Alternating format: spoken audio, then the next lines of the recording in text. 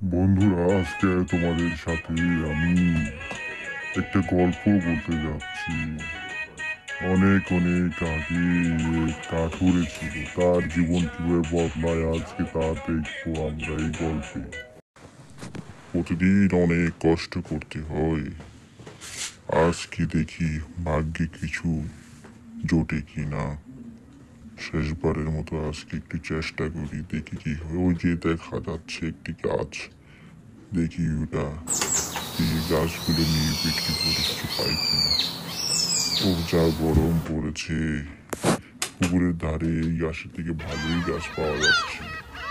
দেখি খুব কষ্ট হয়েছে, তারপরে দেখি কষ্ট করে হায় হায়, এই যা আমার কুড়াটা তো পানিতে পড়ে গেল। এখন কি করি? হায় হায়, আমার কি হবে? হায় হায় গো, আমার কি হবে?